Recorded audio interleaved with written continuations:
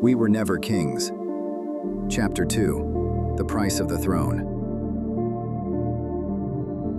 Power doesn't just change how a leader is treated, it changes how they see themselves. Surrounded by constant praise, filtered information, and people afraid to speak honestly, the person in power slowly loses connection with reality. They start to believe their own press, their speeches, their image. Every mistake is defended, every criticism ignored. They stop being questioned and start being worshipped. This is not leadership. This is delusion in a crown. 90% of people who come into power, kings, politicians, or leaders, they change. Or rather, power changes them. Power is not just a gift, it's a trap. They enter thinking they will rule, but they quickly discover that each new level of power comes with new devils. What they thought was true power turns out to be limited, and they begin to crave more.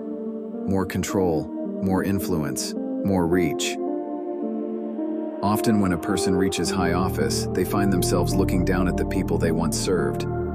But above them now stand even greater forces, hidden powers, lobbyists, financial elites.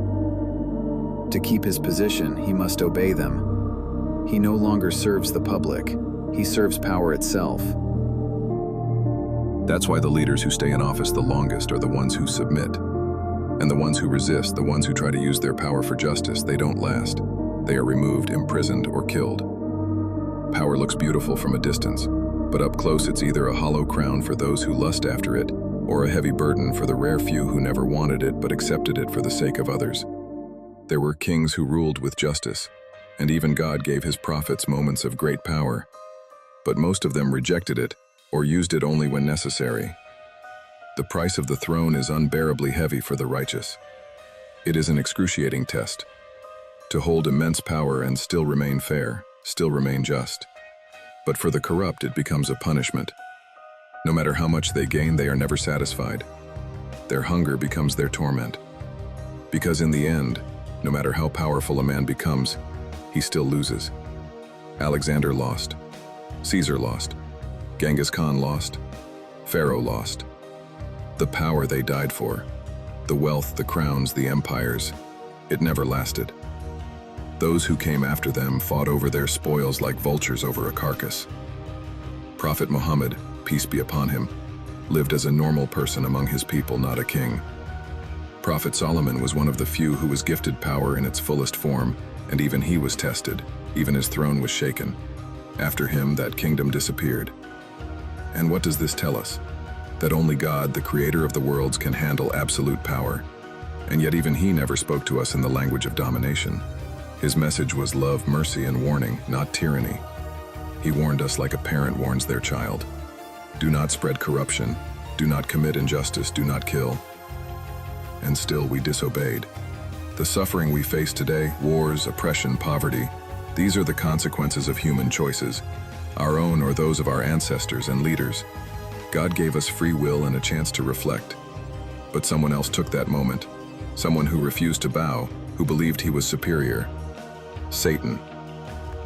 The illusion of power is his greatest weapon. For power we lie. For power we kill. For power we sell our souls. And he uses this illusion to prove his point, that we are weak, flawed, and unworthy. He was banished, and ever since he's been using power as a mirror to expose our worst side. History remembers the tyrants, but it often forgets the ordinary men they once were. Every dictator, every corrupted president, every fallen king, all of them began with a promise. Some wanted to help their people. Some truly believed they were the answer. But power doesn't care about good intentions. It waits, it tempts, it whispers, just a little more. And soon the man who once wanted justice becomes addicted to control. Not because he was evil at the start, but because power gave him the illusion of greatness, and he believed it. When a man believes he is great, he stops listening. No more reflection, no more humility, no more accountability. That's when the damage begins. He starts rewriting history, bending truth, and punishing anyone who reminds him he is human. The people suffer, but he believes it's for a greater cause. Entire nations bleed so that one man can protect his illusion. This is how kings fall. This is how nations collapse. Not from weakness, but from the arrogance of one man who forgot he was just a man. The tragedy is, by the time he realizes it's too late. The crown has poisoned his mind. The silence of fear surrounds him. And the empire he built starts to rot from within. Advisors become enemies, the masses turn restless, and the very power he once worshipped becomes the reason for his fall. But instead of letting go, he tightens his grip. He blames others, starts wars, silences dissent. He would rather destroy everything than admit he failed. This is the final stage of corrupted power, not control, but collapse.